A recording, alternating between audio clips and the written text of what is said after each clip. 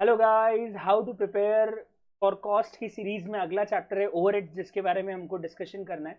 कौन कौन से क्वेश्चंस इंपॉर्टेंट है उसकी पूरी लिस्ट मैंने आपके सामने यहाँ रख दी है और पूरे चैप्टर के नोट्स भी साथ में अपलोड कर दिए, तो डिस्क्रिप्शन में आपको पूरा मिल जाएगा।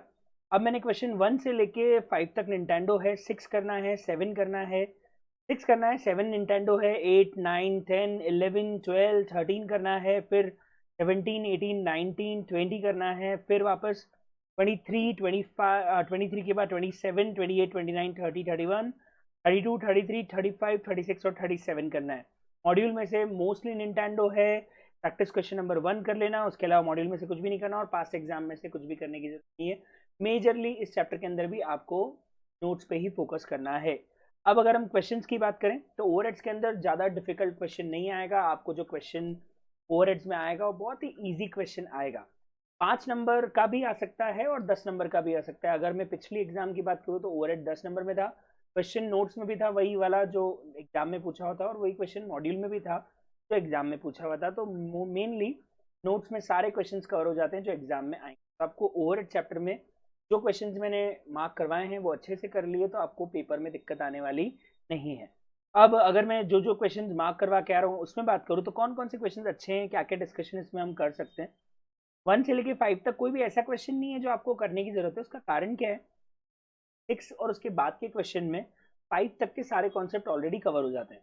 तो क्या है, क्यूमुलेटिव चलता है ओवरहेड, पहले एक कॉन्सेप्ट फिर उसके बाद एक और ऐड हो जाएगा, उसके बाद एक और ऐड हो जाएगा। तो 5 तक के क्वेश्चन नहीं भी करोगे तो चलेगा। छठे क्वेश्चन बहुत अच्छा है, इसके अंदर पावर कॉस्ट का डिस्ट्रीब्यूशन है फिक्स और वेरिएबल का। मैंने क्लास में बताया था, तो वेरिएबल पावर कॉस्ट होती है वो बटनी चाहिए एक्चुअल कैपेसिटी या एक्चुअल कंजम्पशन के रेशियो में, और जो फिक्स पावर कॉस्ट होती है वो बढ़ती है नॉर्मल कैपेसिटी या नॉर्मल कंजम्पशन के रेशियो में। तो वो इसके अंदर मेन था। क्वेश्चन नंबर 6 में पावर कॉस्ट का डिस्ट्रीब्यूशन सबसे मेन इफेक्ट था। 7 नॉट एट ऑल इम्पॉर्टेंट। 8 बड़ा अच्छा था, स्टेप लैडर मेथड वाला क्वेश्चन था। तो PQRS चारों डिपार्टमेंट के ओवरहेड हमको स्टेप लैडर मेथड के हिसाब से बांटने हैं। स्टेप लैडर में क्या होता है, जो डिपार्टमेंट को बच जाता है वो डिपार्टमेंट वापस ओवरहेड नहीं बांटता। तो पी डिपार्टमेंट QRS को बांटेगा, XYZ को ही बांटेगा, फिर Q XYZ के साथ R और S को बांटेगा, R फिर XYZ के साथ सिर्फ S को बांटेगा और S सिर्फ XYZ को बांटेगा। मतलब जो डिपार्टमेंट अपने ओवरहेड बांट चुका होता है वो अपने घर के दरवाजे बंद कर लेता है, तो वापस ओवरहेड्स नहीं आते हैं। ये स्टेप लेडर मेथड के अंदर होता है। 9 बहुत ही बढ़िया क्वेश्चन है। इसके अंदर एक्चुअली कैसे डिस्ट्रीब्यूट करना है, कौन सा खर्चा किस प्रपोर्शन में जाएगा, वो इंपॉर्टेंट है। तो बहुत ही बढ़िया क्वेश्चन है क्वेश्चन नंबर 9। 10 एक कॉम्प्रहेंसिव क्वेश्चन है जिसमें आपको रीडिस्ट्रीब्यूशन भी मिल गया, डिस्ट्रीब्यूशन भी मिल गया, ओवरहेड रेट का कैलकुलेशन भी मिल गया और कॉस्ट शीट बनाना भी आ गया। तो ओवरऑल एक कॉम्प्रहेंसिव क्वेश्चन करना है, तो उसमें 10 बहुत ही बढ़िया क्वेश्चन है, करने लायक है। सॉरी, इट वाज 10 और 11 आई थिंक, दोनों में से एक कर सकते हो, 10 या 11। तो 10 किया है तो 10, नहीं तो 11, दोनों में से एक कर लेना, दोनों करने की जरूरत नहीं है। इधर यू कैन गो फॉर 10 और 11। क्वेश्चन नंबर 12 बहुत बढ़िया है, एग्जाम में बहुत बार इसके कॉन्सेप्ट आते हैं, अंडर रिकवरी ओवर रिकवरी का ट्रीटमेंट, तो ये जरूर करना। 13 भी बहुत अच्छा है, बहुत टाइम से एग्जाम में इस तरह का क्वेश्चन नहीं आया है। चांस है कि 13 जैसा कोई क्वेश्चन एग्जाम के अंदर पूछा जा सकता है, तो वो भी कर लेना। 14 15 16 इसी के जैसे हैं जैसे 12 13 था, तो इन 3 क्वेश्चन नहीं भी करोगे तो चलेगा। 17 बहुत ईजी है, फिर भी करना, एग्जाम में आया हुआ है। पहले आपको एक कॉस्ट शीट बनानी है बेस की, फिर उससे ओवरहेड रेट निकाल के आपको एक नई कॉस्ट शीट बनानी है। तो बहुत हद तक कॉस्ट शीट और ओवरहेड दोनों का मिक्स क्वेश्चन है। 18 इसी बार की एग्जाम में आया था, मई 22 की एग्जाम में जो क्वेश्चन आया था वो 18 जैसा था। इसमें एक्चुअली इक्वेशन बना के, थोड़ा टिपिकल है तो पूरा इक्वेशन बना के क्वेश्चन को सॉल्व करना पड़ेगा, पर करना जरूर, एग्जाम में आया हुआ है। 19 अगेन कॉस्ट शीट जैसा है, पहले बेस कॉस्ट शीट बना के फिर उससे ओवरहेड रेट निकाल के एक नई कॉस्ट शीट आपको प्रिपेयर करनी रहेगी, तो कॉस्ट शीट से क्वेश्चन हो जाएगा। 20th क्वेश्चन इजी है, बहुत इजी है, वेरिएबल सेमी वेरिएबल कॉन्सेप्ट है। 21 करना नहीं है। 22nd से मशीन आ रेट चालू रहता है, 22nd भी नहीं करना है, 23rd करना है। बहुत इजी है, सिंपल। आप मशीन आर रेट कैलकुलेशन के लिए मशीन के सारे खर्चे निकाल लीजिए। इसमें मैंने वो बेस ध्यान रखना कि आपको एक मशीन का खर्चा दिया है या 6 मशीन का दिया है, तो बेस इसमें इंपॉर्टेंट है, वो याद रखना। 24 नहीं करना है, 25 भी नहीं करना है, 26 कर लेना। 24 23 जो ऊपर अपन ने करा और 26 27 एक जैसे ही है, 2 क्वेश्चन प्रैक्टिस कर लोगे बहुत है। अब 28 जरूर करना है, 2 टीयर रेट का कॉन्सेप्ट है, बहुत टाइम से अगेन एग्जाम में नहीं आया, एग्जाम में पूछा जा सकता है। 29 भी करना है, इसमें 13 4 वीकली वाला कॉन्सेप्ट है। एक साल में 4 हफ्ते 12 बार नहीं 13 बार आते हैं, तो ध्यान रखना, 4 हफ्ते और 1 महीने सेम बात नहीं होती, 1 महीने में 4 हफ्ते से ज्यादा होते हैं। तो अगर अपने को 4 हफ्ते की कॉस्ट शीट बनानी है तो साल भर की कॉस्ट स्टेटमेंट को 4 हफ्ते पे लाने के लिए डिवाइड बाय 12 नहीं, डिवाइड बाय 13 करना पड़ेगा। ये एक इंपॉर्टेंट बात है जो ध्यान रखना। 38 भी बहुत बढ़िया क्वेश्चन है, जरूर करना। इसमें अगेन आपको सारे ओवरहेड्स को बांटना है और उससे ओवरहेड रेट निकालनी है। इसमें वो हॉलीडेज वाला कैलकुलेशन है, मशीन आवर निकालने वाला। मशीन आवर टोटल साल के निकालोगे, उसमें से डेज और सैटरडेज माइनस करोगे, हॉलीडेज माइनस करोगे, तो आपको इफेक्टिव मशीन आवर्स निकल के आएंगे। बढ़िया बेहतरीन कैलकुलेशन है, जरूर करना ये वाला क्वेश्चन। 31 बिल्कुल करना है, मॉड्यूल का क्वेश्चन है, इसमें सप्लीमेंट्री रेट निकालना है, अंडर रिकवरी कैलकुलेट करके सप्लीमेंट्री रेट कैलकुलेट करना है, बढ़िया क्वेश्चन है। 32 वो 2 टियर रेट का ही कॉन्सेप्ट है, तो ये भी आप करना, मॉड्यूल का क्वेश्चन है। 33 बहुत ईजी है, सिर्फ ओरली भी कर लोगे तो चलेगा। 33 को ऐसे बस ओरली कैलकुलेट भी कर लोगे तो आपका आंसर एक बार में आ जाएगा।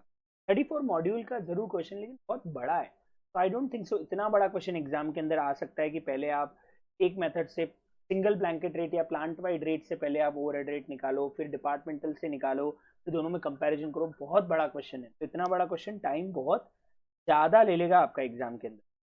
35 ये एग्जाम में आया हुआ ही क्वेश्चन है, स्टेप लेटर मेथड का, तो एक बार इसको देख लेना, बहुत इजी क्वेश्चन है, ओरली भी करोगे तो आ जाएगा। 36 एग्जाम में आया हुआ क्वेश्चन है, जरूर करना। और 37 भी एग्जाम में आया हुआ क्वेश्चन है, जरूर करना। तो ये क्वेश्चन आपको ओवरहेड्स के अंदर करने हैं। मैंने आपको बता दिया क्या क्या इंपॉर्टेंट है, क्या क्या किस तरीके से सॉल्व होगा। इतने क्वेश्चंस कर लोगे तो आपका ओवरहेड बहुत अच्छे से प्रिपेयर हो जाएगा। अब एक्टिविटी बेस्ड कॉस्टिंग, मैं फिर बोल रहा हूँ, एक्टिविटी बेस्ड के लिए मैं आपको हाउ टू प्रिपेयर वीडियो की जरूरत नहीं है। पता है क्यों? क्योंकि एक्टिविटी बेस्ड कॉस्टिंग में actually limited number of question ही है जो आपको मॉड्यूल और नोट्स में से करवाए गए हैं। तो जो क्वेश्चन मैंने क्लास में करवाए वो सब कीजिएगा, क्योंकि एक्टिविटी बेस्ड कॉस्टिंग 10 नंबर में शॉर्ट शॉर्ट आएगा। तो सारे पास्ट एग्जाम जो मैंने क्लास में करवाया वो एक बार सारा वापस करना है। एक्टिविटी बेस्ड कॉस्टिंग में मैं आपको सिलेक्टिव जाने की बात नहीं कर सकता, क्योंकि 10 नंबर के साथ हम बिल्कुल भी रिस्क नहीं ले सकते। तो उसमें जितने क्वेश्चन हैं वो सारे क्वेश्चन आपको करने रहेंगे। बहुत ईजी है, आधे से ज़्यादा क्वेश्चन तो कैलकुलेटर पे हो जाते हैं अगर एक बार एक्टिविटी समझ में आ जाए तो। रिवीजन भी मैंने एक 30 मिनट्स का बहुत शॉर्ट रिवीजन रिकॉर्ड करके यूट्यूब पे डाला हुआ है, आप वो भी देख सकते हो। बहुत बढ़िया एक्टिविटी बेस्ड कॉस्टिंग का रिवीजन है, इससे भी आपको बहुत मदद मिलेगी। तो now it's a high time, बहुत पास आ रही है एग्जाम, तो आप लोग प्रिपरेशन इसी तरीके से करते रहो। अब आपने जो प्रिपरेशन करी उसमें आपको कोई डाउट करने की जरूरत नहीं कि मैं जो कर रहा हूँ वो सही है गलत है। सर हम जो कर रहे हो बिल्कुल परफेक्ट है, इसी को फॉलो करते जाइएगा। ये मत सोचो कि अरे यार मैं जो पढ़ते जा रहा हूँ भूल रहा हूँ, कोई दिक्कत नहीं है, हर बच्चे के साथ यही होता है। इवन जब हम भी एग्जाम देते थे तो हम ऐसे सोचें कि यार पूरा का पूरा कॉस्ट हमें रिवाइज हो जाए, तो हमें नहीं आता था। इसीलिए आप एग्जाम के पहले बस प्रैक्टिस करते जाइए, क्वेश्चंस करते जाइए। एक बार जो मैं हाउ टू प्रिपेयर वाले वीडियोस में डालते जा रहा हूँ वो सब करते जाइए। मैंने कॉस्टिंग थियरी की बाइट देना भी चालू कर दिया है, 15-15 मिनट की बाइट्स है, आप एक एक करके सुनना चालू कर दीजिएगा। वैसे कॉस्टिंग थियरी इतनी इंपॉर्टेंट नहीं है, तो एक बार फटाफट से एक बार मैगजीन रीडिंग भी कर लोगे और साथ में एक एक बार बाइट सुन लोगे तो भी आपका काम हो जाएगा। हमारा मेन पर्पज है तो बैकअप की तरह रखना है, तो 100 नंबर का प्रैक्टिकल ही अटेंड करना हमारा मेन फोकस रहेगा। मैं तो इवन एक एवरेज बच्चे को ये बोलूंगा कि वो कॉस्ट का 100 नंबर का पूरा पेपर अटेम्प्ट करने का सोचे भी नहीं, 90 नंबर का ही अच्छे से अटेम्प्ट करना है। पूरा प्रैक्टिकल 90 नंबर का अटेम्प्ट करना, आराम से एग्जामिशन फिर भी आपकी आराम से आ जाएगी। बहुत अच्छा स्टूडेंट है तो पूरे 100 नंबर का प्रैक्टिकल अटेंड करने का ही रिकमेंडेशन मैं आपको दूंगा, ठीक है। तो this is about how to prepare overhead chapter. I think एक आध कोई चैप्टर और रह गया होगा जिसका हाउ टू प्रिपेयर वीडियो बाकी होगा, तो वो भी मैं बता दूंगा। Thank you, good day, enjoy, bye bye, thank you everyone.